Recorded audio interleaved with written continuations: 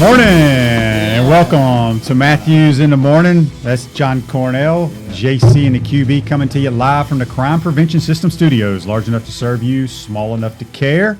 It's a Friday edition, action-packed show today, JC. Yeah, end of the week, and we made it through the week, my man. It's a very exciting time right now. Even though college football is coming to an end on Monday night, we've got a lot to talk about. We've got divisional playoff rounds in the NFL. We've got Andy Staples, former Florida graduate, current writer with The Athletic, joining us here in about 20 minutes. He's got a lot of information he can share with us.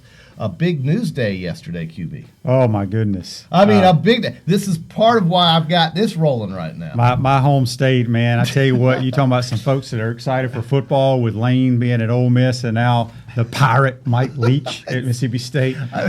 I tell you what. Did you see that coming? Did you really? Well, I had heard that it was a possibility. And if you haven't seen the video of him getting off the plane, it was great. It was great. Well, I mean, this is a splash hire. I mean, it is as good a hire as you're going to find for the state of Mississippi. It is. I mean, this guy brings so much excitement. Offensive, really genius offensively. His record is.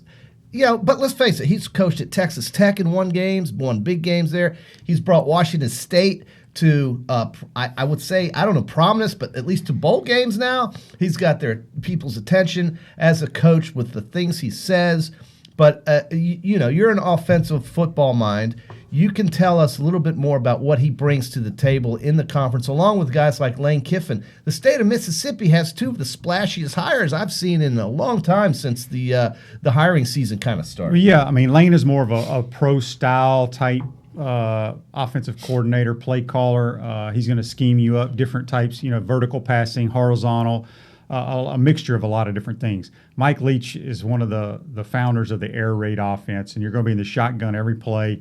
And they're going to throw it an average of probably about 50 times a game. Wow, and it's going to be fun for kids to go play there. And as you mentioned, a lot of people are critical because of his, record overall, not winning any championships. But again, he's been at schools where you really don't have an opportunity to compete to win those championships. And he doesn't at Mississippi State. But what he's going to do at Mississippi State with his style of play is allow the Mississippi State teams to upset some of those big boys when it's unexpected because of throwing the football. If you don't have as much talent as, say, the Alabamas and the LSUs and the Auburns, what's the best way to beat them? Throw it 50 or 60 times. Right, and I saw State do that with Prescott. When Dan Mullen was there, they hammered Texas A&M a few times. They beat LSU a few times. They beat Auburn a couple times. So they're competitive, right? But like you said, that's not a team that's going to go 11-0 and end up somewhere. But maybe with him, he can get some kids now that maybe would not have considered Starkville to start looking forward to going to Starkville. And Starkville as a town, you know it, I know it.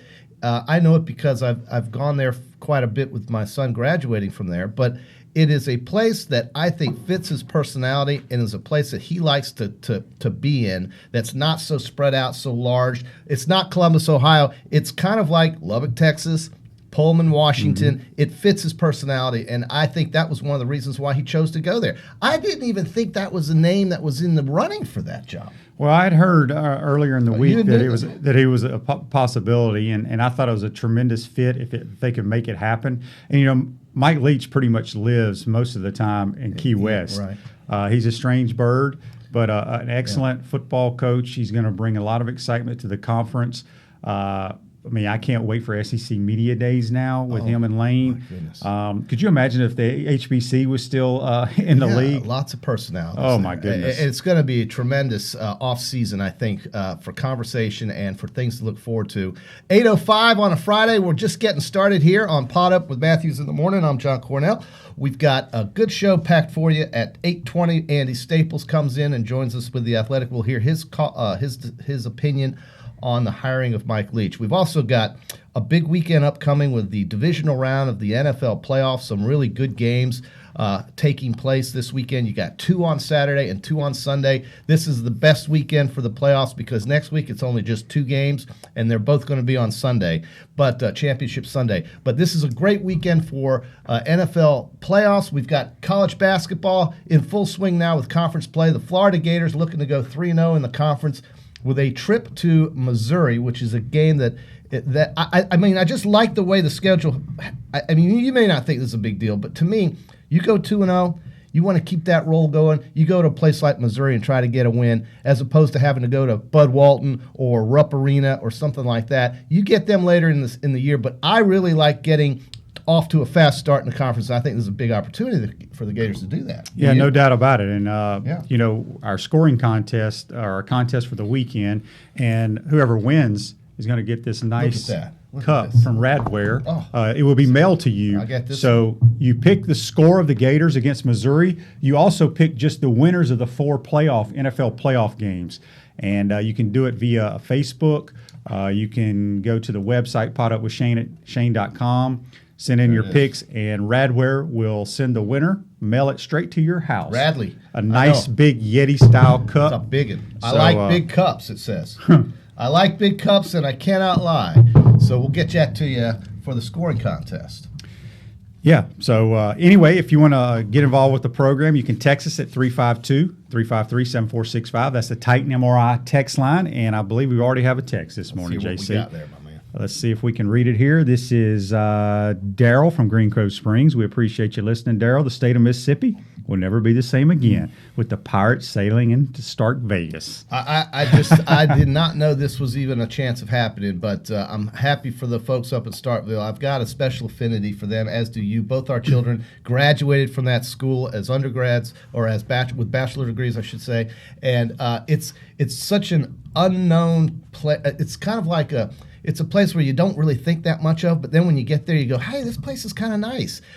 It's really, really nice. You know what it is? It's Gainesville about 25 years ago, and it's really just a cool little place in the middle of literally nowhere with some great grass, a lot of nice people. They teach you how to grow grass there. They do, and it's got a lot of nice people there. And Starkville is a place that the SEC should highlight as part of its conference. Well, it does, but as part of the conference, that's a really cool place. It's not College Station. It's not, Athens, Georgia. It's not Knoxville. It's not Nashville. But it's interesting to take a visit there. And when the Gators went there, what was it, 2 years ago? Or was it last year? No, it was 2 years ago. Felipe had that game, and they were underdogs with Mississippi State, and they beat Nick Fitzgerald, and Mullen returned to Starkville.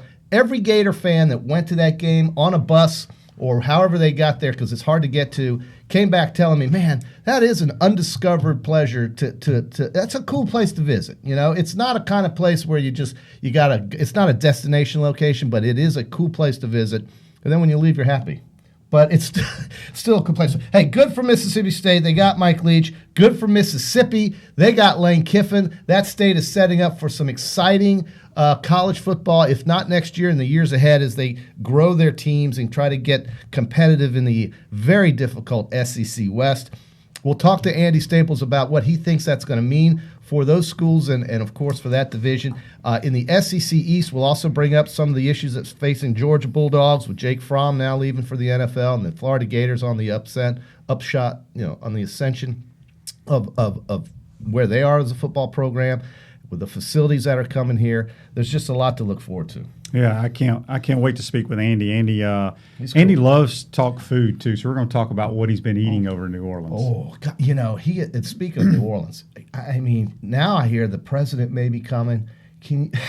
You've been there many times, Canal Street, where the Superdome is on Poydras, and the Harris Casino right there at the end of Canal Street, where all the hotels are. First of all, this is one of those weekends where you basically say to yourself, okay, my retirement savings goes on hold for a while because I'm just going to have to make it up later. Nothing will be cheap, but it will be a memory. And the team that wins, the LSU fans or the Clemson fans that end up enjoying a national championship, will say, oh, it was all worth it. For the loser, however, it's going to be, man, we've got to start recouping some of our savings because it's not going to be cheap in New Orleans this weekend, but it's going to be a memory. It is, and you know what's Tremendous amazing place. is if the Saints had won, Oh. where would they? They would have to go to Green Bay. Oh, so there wouldn't have been a game on No, Sunday. because they were the 3 seed, and had they been the 2 seed, there would have been Oh, a my game on goodness. Sunday.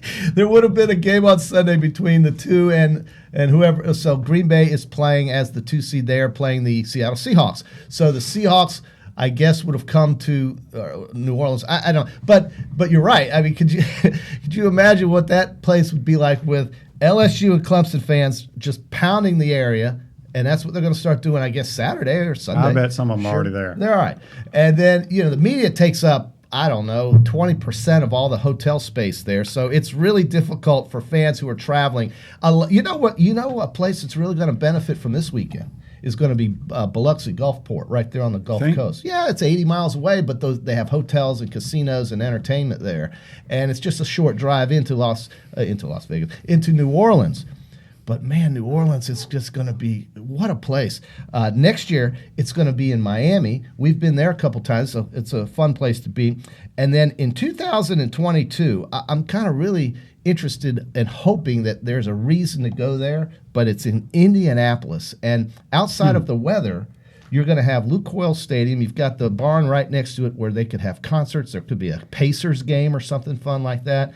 And in Indianapolis, you get tunnels that go all through a town. It's so you don't have to go out into the elements and the exposure and worry about weather. Weather's very important, QB. You make fun of weather, but it's very important. Well, no, I think anytime in these national championship games, it needs to be. I'm not a huge dome guy because I like natural grass. Now, you can be a dome with natural grass. Well, think of the fans. But no. You're a fan now, QB. No, but I think from a weather standpoint, it needs to be make sure there's not bad weather. Excuse me. Because the last thing you want to do is have the national championship game in Tampa and have thunderstorms the whole game. Yeah, and when Clemson and Alabama played, though, they didn't have to worry about that, but it is a concern. You're absolutely right. Think about next year. It's in Miami, so true. It could be pouring down rain the entire game. Absolutely could. But, they did something with that stadium to where they've covered a lot of it. Right. But you're right, 100%. But I think when you the two things you want to think about, and I don't know if this is important to you, but as a fan like me who goes to these things while you sit at home and watch it on TV, I like walkability. And I like the stadium, the comfort, and it's all about comfort, right? I mean, when you get to be this age that he and I are. You're much older. Well, not much. It's all about comfort. So comfort, walkability, and accessibility is very important. Text messages rolling in on Pod Up. What you got there? Text messages. Those are Facebook messages. Those aren't quite text messages. Oh, Amanda says, Ray says hello. I guess that would be her gorgeous daughter going to Buchholz High School as a Bobcat. And good for you, Ray. Good morning to you. Before we get to Andy Staples, I want to talk a little NFL because we haven't really touched on it. Well, were you surprised with Joe Judge being hired by the Giants and about the Matt Rule going to the Panthers? Okay, what I was surprised was that the Giants continue to confound the world with who they hire as their coach. I don't know anything about Joe Judge, not that that's important or not, but really? Well, did you know a whole lot about John Harbaugh when he was hired with the Ravens? I knew he was a Harbaugh. Right, but only because of the name. Right. But he was a special teams coach that had been in the league for a long time, and he's turned out to be a pretty good head coach. He has. Joe Judge is a former Mississippi State player. Yeah. Okay. Well, do you like him better now? Yes, I do. Go Giants. But I think it's not one of those hires that makes you really just rush to buy season tickets for MetLife Stadium on Sundays. But fine. Okay, fine. They got Joe Judge. They've blown it with McAdoo, this guy they just had, Shermer. The Giants are a disaster. Okay, they're an absolute abject disaster. That's the way I look at the Giants. But who was the Cowboys they got? Oh, Matt Rule. I'm sorry. Carolina is paying him more money than any coach that's just been recently hired at any other school. And you know why? Why? Because David Tepper is a hedge fund manager. You know who that is? That is the owner of the Carolina Panthers. And every single owner, the other 31 owners in the National Football League, are absolutely disgusted at the amount of money that now has gone up in terms of what head coaches are going to get paid because of David Tepper rolling in there and just unloading the bank on Matt Rule. And I'll tell you, I get it. But see, the thing that Stan Kroenke and Jerry Jones and Daniel Snyder, every one of those three, if you combine their net worth, still doesn't get to David Tepper. So he doesn't really care. And he's going to spend what he needs to get the guy he wants. And good for Matt Rule. That guy just killed the bank. Yes, he did. And 60-something million. I tell you what, I don't. Which is nothing to David Tepper. He's worth $15 billion, all right? But my God, that's a lot of money for a coach of a football team. I agree. Ticket prices are going up. You can count on that in Carolina. The question is going to be, what are they going to do with Cam? Cam, I don't know. I don't know who he's going to hire as offensive coordinator. There's, because he's a defensive kind of guy. It's an interesting hire to me, and it's another one of those where, when you look at a lot of college coaches that have made that jump to the NFL, most of them don't work out. Now, I know Matt Rule has some NFL experience when he was with the Giants as an assistant offensive line coach for a couple of years before he went to Baylor. Or maybe it was before he went to Temple. I can't remember.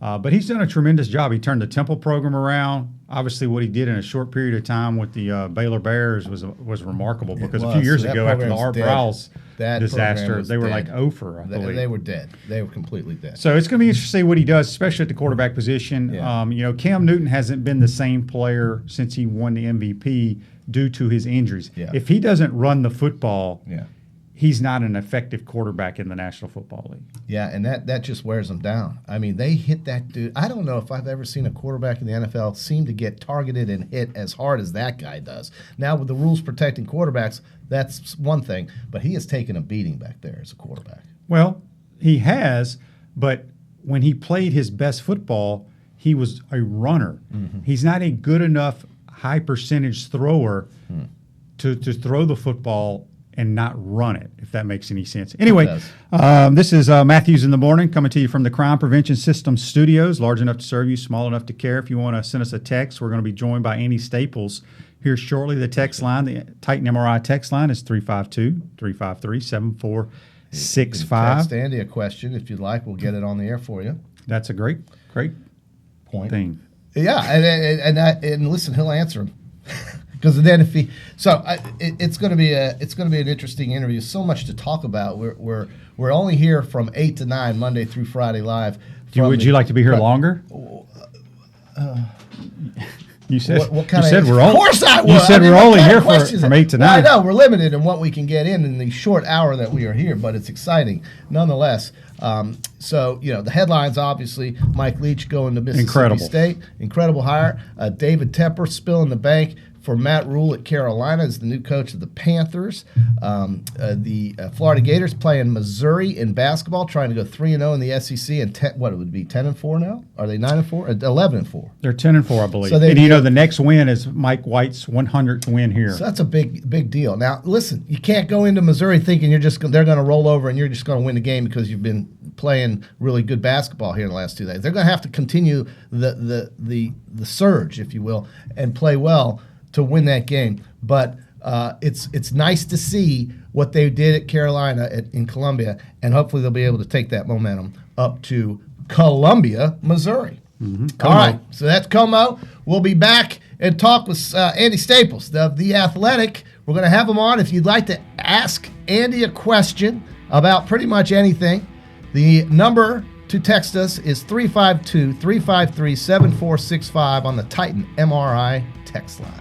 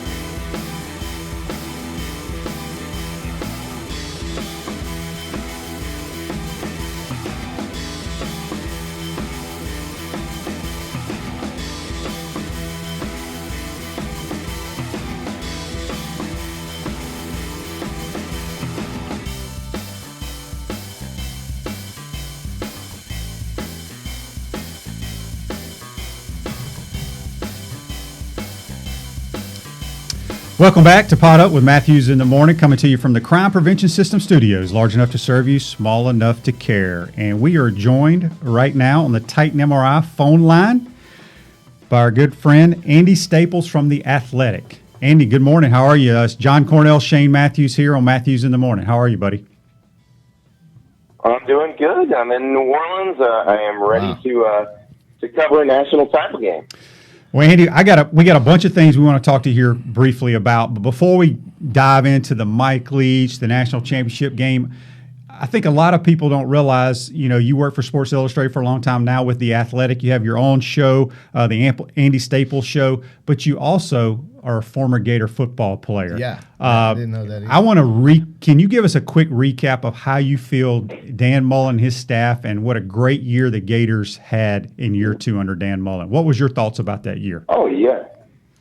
Oh, I thought it was a fantastic year because I looked at what they had coming back and was a little worried about that offensive line, and I thought, maybe 8-9 wins was probably reasonable to expect, and they really outperformed that. I think the way Dan Mullen kind of adjusted his play calling to fit what they had. I mean, they weren't a great run blocking team, so they went really pass heavy, which if you know Mullen's history, that's not what he typically does, but they made it work. And, you add in Jonathan Grenard coming in as a grad transfer on that defense. And I thought it was a great year and a good building block for what they want to do here. And it's interesting because, Dan was here earlier or in Gainesville earlier, and he understands what the expectations are at Florida. And he knows, you have a couple double-digit win seasons, and now people are going to say, all right, time to win the SEC.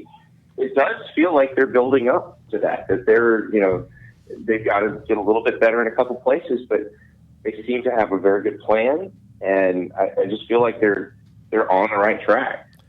Andy, if you look back at how they did on signing day just recently here, what grade would you give them? And with the facilities really about to have an enormous upgrade here on campus, if that was a stock, would it be buy or hold for you? Well, I mean, for signing day, you don't really know. You really don't know. All you need to be in the mix. You need to be in kind of Bud Elliott from SB Nation has a thing he calls the blue chip ratio, and basically you need to have over 60% of your signees are 4 or 5 star signees if you want to hope to win a national title. And so Florida's still in that spot. After that, it's kind of how you coach them. And I think this coaching staff has proven it's pretty good at that. So as far as the facilities go, I know there's a keeping up with the Joneses thing, and I think in Florida's case, they really just kind of have to get to a baseline with facilities where they're the same as Tennessee or Georgia or some of these other ones, because it's not going to decide for a player. But if a school has really old, outdated facilities, it is going to weigh into a player's decision. And so you kind of want to be on the same level as these other guys. And then that doesn't become a question in recruiting anymore. So I think that's one of those, if once they get all that stuff built, that takes away that as an excuse, one. But it also, I don't think there'll be much you can use against Florida once that happens. And when you think about Florida and Georgia, let's say, the two teams that have primarily competed for the East, and Georgia now losing Jake Fromm and with some of the other issues they have up in Athens, Andy, what do you think Florida's – I mean, it's way too soon to know, obviously, but how do you feel about Florida now possibly being the favorite in the East when we all go to media days here in about 4 or 5 months with the things that's going on at Georgia? Do you have any thoughts about that? I think Florida will be the favorite in the East, and I would caution people because just because Georgia lost all these guys does not mean Georgia's going to suddenly stink. Right. Georgia's been recruiting at an extremely high level. I think they're going to get a grad transfer quarterback. I think there's a good chance they get Jamie Newman from Wake Forest. Mm-hmm. The offense will be different, but that doesn't mean it's going to be bad. And I am curious to see. Kirby's got one more staff spot to fill. I don't think he's going to hire a new play caller or anything like that. He talked to Mike Bobo, and Bobo was available, but then Bobo signed up to work with Muschamp in South Carolina. So I don't think they're going that route, but I do think they are changing the offense a little bit. If you watch the Sugar Bowl, they moved at a little bit brisker tempo. Yeah. They sort of took what the defense gave them instead of trying to ram the ball down Baylor's throat. And I tell you what, with the talent Georgia has, if you do that, if you just are a little more flexible philosophically on offense, I think they could put together a pretty good offense. So I caution people to think, okay, just because Jake Fromm's gone, just because that Georgia's going to suddenly fall off the table. I think it's going to be a case of they're still going to be really good. It's going to be up to Florida to prove they can get past them. We're speaking with Andy Staples from The Athletic. You can follow him at Andy_Staples. He's coming to us live from New Orleans on the Titan MRI phone line. Andy, let's go back to my home state, Mississippi. They hired Lane Kiffin at Ole Miss. And yesterday they hired the Pirate, Mike Leach. I mean, as a sports writer, you got to be loving this hire, right? Oh, yeah. There's definitely a Mississippi trip coming for me this spring. It's going to be amazing. Yeah. The Thanksgiving night is going to be the best night because, Shane, you know growing up in that state how nasty the Egg Bowl rivalry was anyway. Exactly. I mean, it's nastier than Alabama-Auburn, nastier than Florida-Georgia, it's nastier than Michigan-Ohio State. Like, they hate each other. Yeah. And to have these two characters running those programs, it's going to be so much fun. And I can't wait. And the thing is, like, Leach going to Mississippi State, that means we get Leach and Lane Kiffin every year on Thanksgiving. But it also means we get Leach versus Nick Saban and Leach versus Ed Orgeron every year. Yeah. It's going to be great. It's a dream. I tell you what else is a dream, and I know for you, following you on Twitter and listening to you on the radio, is food. And obviously being in New Orleans now for the weekend, my man. And for the game, we've got, I think, the president coming. We've got two fan bases that are rabid. Yeah. They're all going to converge into New Orleans. You've somehow beaten the crowd there, and that's smart, and you're now there. But give me the top three things you're going to look forward to other than the game this weekend as you get ready for Monday, if you can. I mean, it's a lot to think about. I get it. But just imagine Harrah's and Canal Street. It's got that college vibe, even though it's in New Orleans, if you ask. Because I've been there a bunch of times watching games, and there you are. You're in heaven right now. You're so lucky. Oh, it's going to be great. Now, I don't think I'll be in Harrah's very much. I'm not a big gambler. My feeling is if I'm going to drop $75, at least somebody might give me a steak in return. Well, I feel like that's a much safer bet than just putting it down on a blackjack table. Yeah. So there's a place called Galliano that's in walking distance of all the touristy stuff, and they have a blackened prime rib for two that I usually eat for one. It's about 48 ounces. It's just a giant piece of meat. It is awesome. Last night we went to a place in Mid-City, New Orleans called Toop's Meadery, and I had lamb neck. Oh. And the only time I ever had lamb neck before was at a barbecue place. Oh. But I mean, it's lamb meat, but it's right around. It's the meat that's along the vertebrae, and it is so good. And this was so tender; it was falling off the bone. They had this homemade pasta underneath it, and turned into like basically a pasta dish. It was awesome. I'm going to be 20 pounds heavier when I leave. Oh, sure, absolutely. No, there's no doubt. Is etouffee in your itinerary? I mean, do you like that?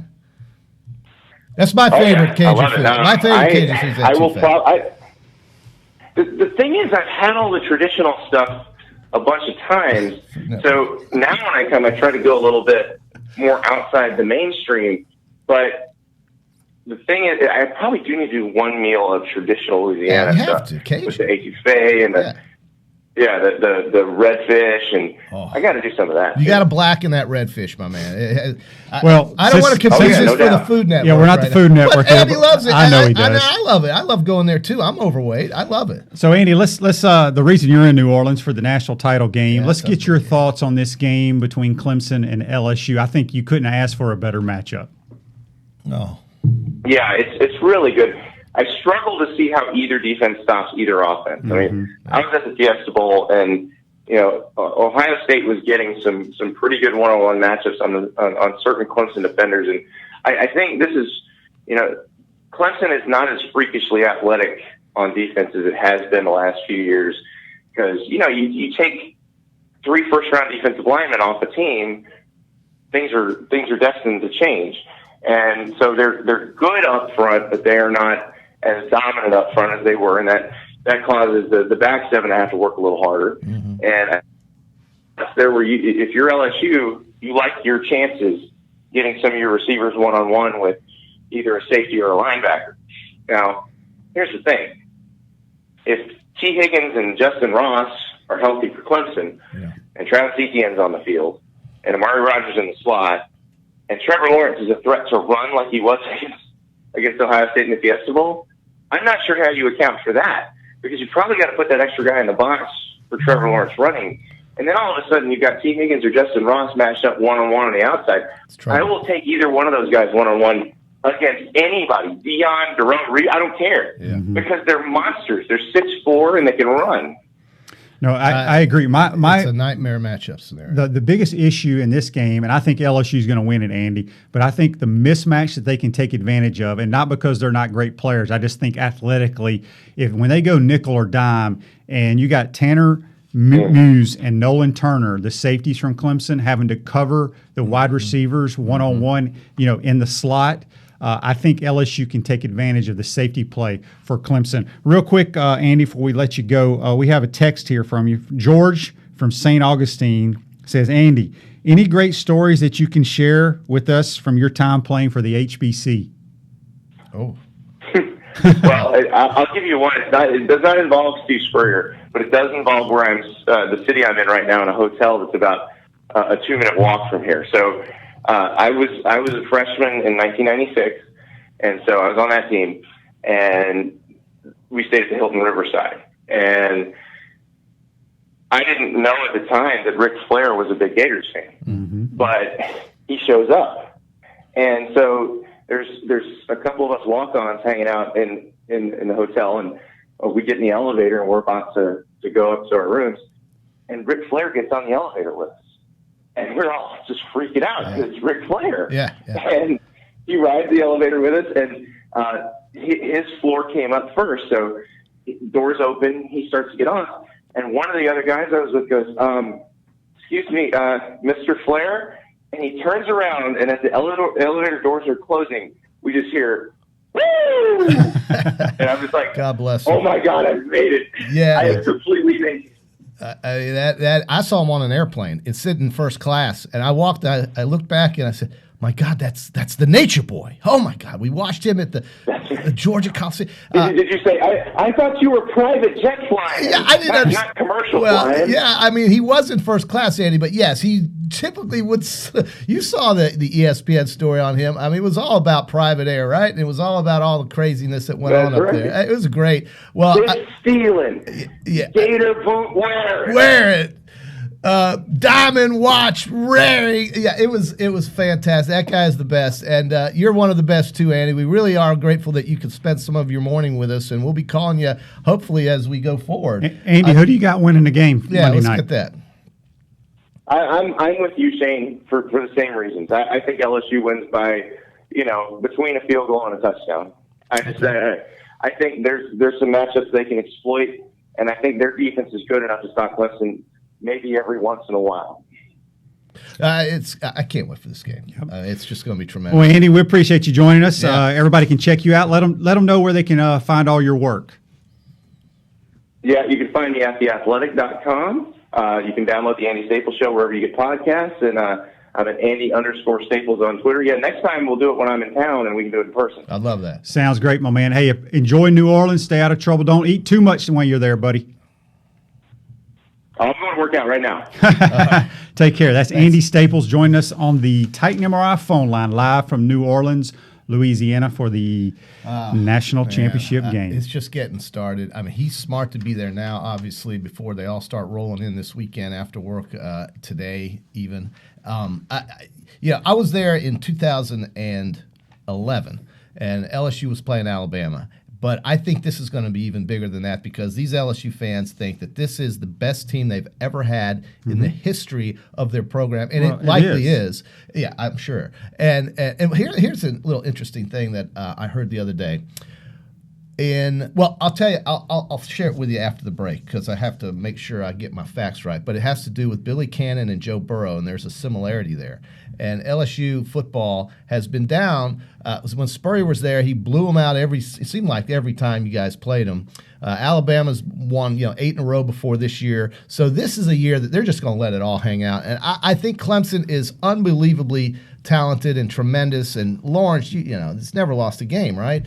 But this could be one of those nights where the LSU crowns their team. Because, I mean, Clemson could win it. That would be 3 out of 4. But it's hard to bet against the Tigers right now. No doubt. We're going to take a quick timeout here on Matthews in the Morning. We'll be right back. Give us a shout, 353-7465.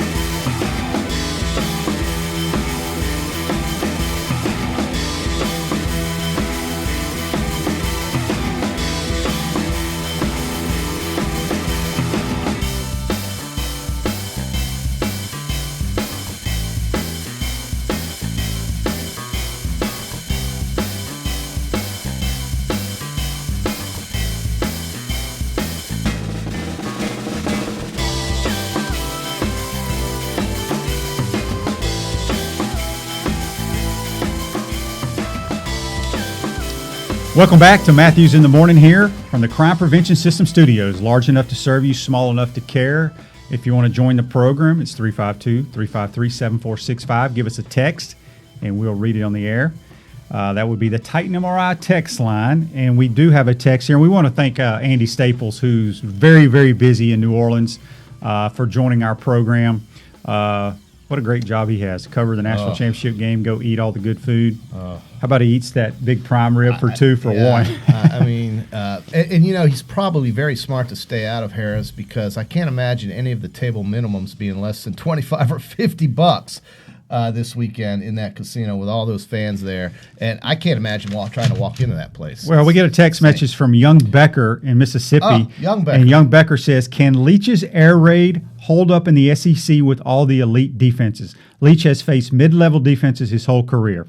Well, that's true and not true because he has coached in the Pac-12, he's coached in the Big 12, and he's coached in the SEC. People forget that he was part of those Kentucky teams when Tim Couch was there under Hal Mummy, and they upset a lot of people. And Tim Couch put up huge numbers at Kentucky. So I did forget that. The thing about Leach is he's been at programs, not the elite programs in his conferences, but he's won. And I think he's going to bring great excitement to Starkville. I think he's going to be great excitement to the conference. Do I think they're going to win the SEC West? No. Do I think they're going to be fun to watch? Yes. I think Ole Miss will be fun to watch with Lane. I think just the personalities of those two guys have brought so much excitement to the programs, and it should be for the future. And and when Hugh Freeze was at Mississippi, he got some elite 5-star talent to come there. I know. Do we know how? However he got them, he got them. But I think Kiffin will be able to do that in Oxford. He won't get them all. They'll go to Auburn and LSU and Alabama, of course, but he'll get more than he probably would have gotten with Matt Luke, okay? And the same thing goes for Mike Leach. He's going to get some players. And what made Dan Mullen so genius at Mississippi State was he was able to turn 2- and 3-star players into 4-star players, the development. But right now, you're a kid out of Moss Point, Mississippi, and you're thinking, wow, I was going to go to Hattiesburg. No, I was going to go to Baton Rouge, but maybe I'll stay in state so Mama can, whatever, can come up and watch her Bulldogs and watch me play for this coach who's going to get me the football, and then I'm going to go to the NFL, and I'm going to make all this money, and blah, blah, blah. That wasn't happening with Joe Moorhead. And when the season ticket renewals, they were dead after that, after Christmas, really. I was checking in on that because, believe it or not, I'm a member of the Bulldog Club for some reason, and so maybe not anymore. But I am. But I'm thinking about staying now because I may take a few trips up to Starkville on an open date here in Gainesville, or when they're on the road, just to go up there and see what. Or when like. Alabama's on the.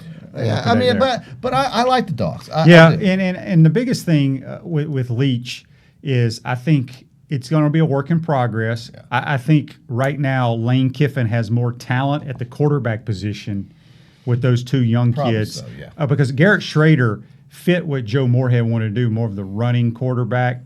Now, I don't know what kind of thrower Garrett Schrader is. I don't think he threw it or great. Thompson or anybody they have there. So right, so he's going to have to find some quarterbacks, and it's going to take some time. Well, it is. Big weekend ahead in the NFL, and we'll get to Gator basketball here in just a moment, but I was going to I'll tell you what, let's do Gator basketball first. Missouri coming up. Big game for Florida to go 3-0. You have any initial thoughts on this game? Well, anytime you go on the road in conference play, it's tough. And you got to think Missouri, I think they're 0 right now in the league, and you don't want to fall too far behind. Right. So this is an 8:30 start for us. Yeah, it's a late game. It's a late game on a Saturday night. We're a better basketball team, but that doesn't mean you're going to go and win the game. It's going to Nimhard needs to control this game at the point, not turn the basketball over. I think we'll win it. I think it'll be an ugly type game, and it's going to be a dogfight. You can watch it on the SEC Network on Saturday night if you're bored with the NFL playoffs or you don't have any interest in that and you want to watch Gator basketball. Missouri is a 8-6 team. Florida's 10-4, but Missouri's lost their last two games, and the last time these teams played was February 23rd last year, and Florida came away with a 4-point win, 64-60. So it's on the SEC Network. Check it out, and hopefully Florida can keep this string going.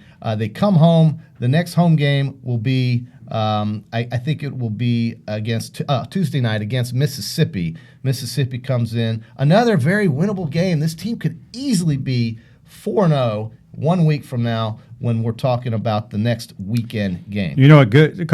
Talking about SEC basketball this weekend. Obviously, Florida, Missouri, 8:30. There's a couple other interesting league games that I may tune in. I don't know the exact time of them, but Alabama plays Kentucky. That's a noon game. And is it in it's in Lexington, yeah. Okay, y'all don't have a chance. Tough assignment. Well, neither did Evansville, right? So a tough assignment. So now you're kind of supporting your squad. We'll see. Don't get me too excited, will you?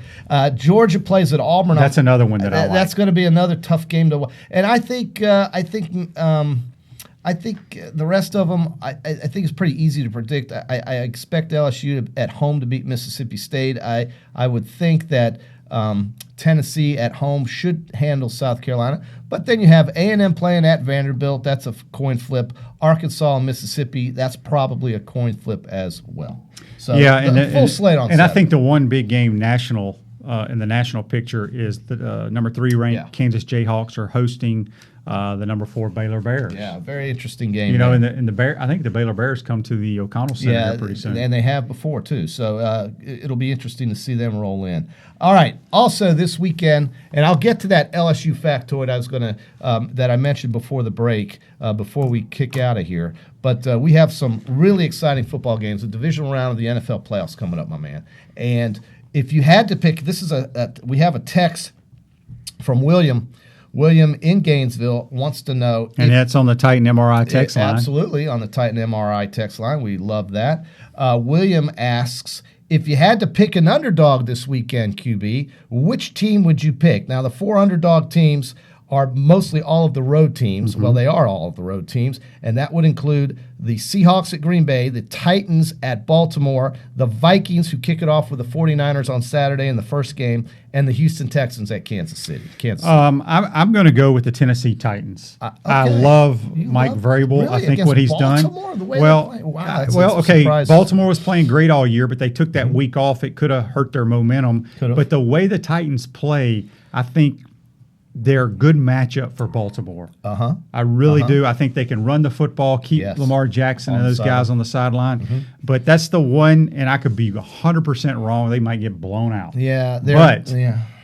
I think Derrick Henry's going to have a pretty good day. I think Tannehill's played very well. What a year they've had. Both those guys have Was had. it A.J. Brown, the wideout? Yeah, he's from tremendous. Ole Miss? Rookie of the year. So I like the Titans as the one underdog. Defensively, though, are they going to be able to stay on the field with Baltimore? I mean, they're Lamar's pretty good defensively. Okay, so the Titans at Baltimore, they're catching 9.5 points on the road at 8:15 game on Saturday night. Preceding that game, you have the Vikings, a 7-point underdog at San Francisco, who has the 1 seed in the National Football Conference, the NFC.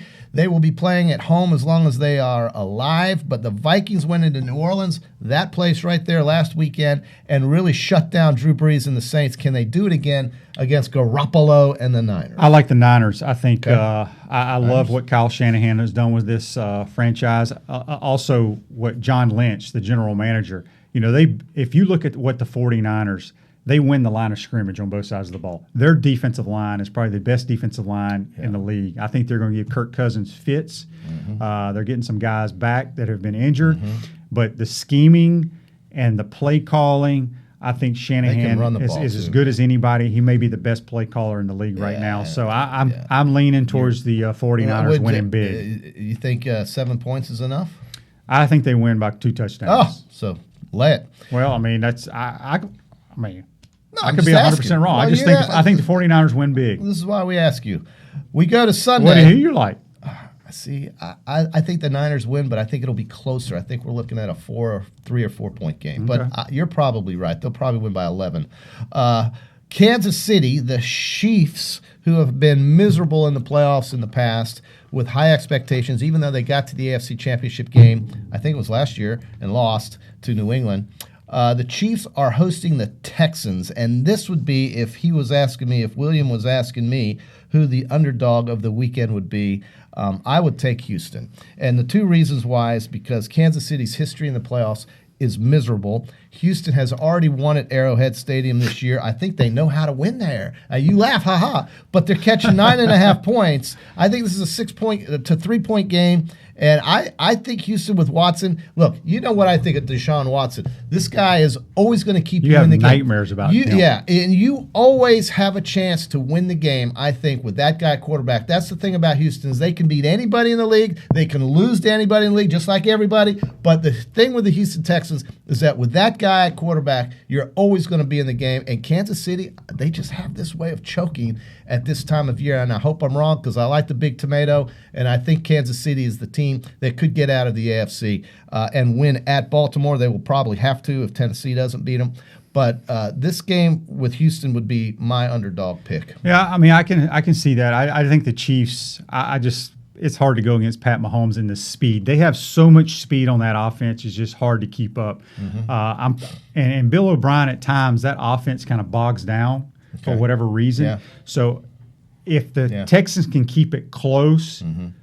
I think they may have a chance at the end, but if the Chiefs get ahead by 10, 2 touchdowns, I think they can just pour it on. They pour it on. The Chiefs are your pick.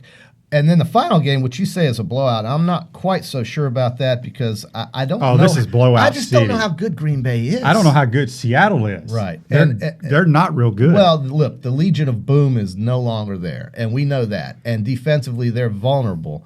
But, man, again, the same thing with Deshaun Watson you get with Russell Wilson, and that is if it's close and we're getting down to the nitty-gritty, is there anybody else you'd rather have back there than Russell Wilson? Oh, I'd rather have Aaron Rodgers and many other guys. But I think Russell Wilson is a guy that he relies on plays breaking down, getting outside the pocket and making plays with his legs and his arm. Yeah. I just think Seattle's got too many injuries. Yeah. I mean, they got Marshawn Lynch playing tailback right now, who was down at the YMCA coaching. I don't know what he was doing tequila shots with Raider fans just 3 weeks ago. I heard that story. I think at Green Bay, the defense is what has impressed me the most with Green Bay this year. How they've played, they've made some acquisitions in the offseason. I really like the Packers to win this game handily. Green Bay is a 4-point favorite at home against Seattle, and QB saying blowout. Well, Packers. yeah, we have a text here on the Titan MRI text Hunter line from Pascagoula. He says he likes the 49ers by 14, the Titans with the points. Titans Houston with the upsets the Chiefs. Uh-huh. He's on your bandwagon. Okay.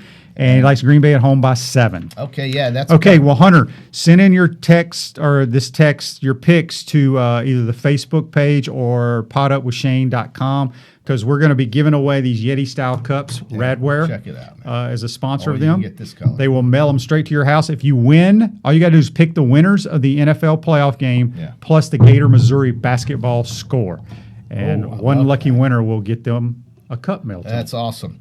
Now, before the break, we have about 4 minutes to go here on the show for the week. It's been a quick week, and we're happy to have you guys with us. We're here Monday through Friday, 8 to 9 o'clock. The note that I mentioned before the break was about LSU and national titles. Mm-hmm. And did you know, QB, that the LSU Tigers won their first national championship in 1958? Do you know who it was against? Ole Miss. It was Clemson. No, But I was thinking of the Billy Cannon punt return that won him the Heisman. That's what I was thinking. That was against Ole Miss. That was against Mississippi or Ole Miss.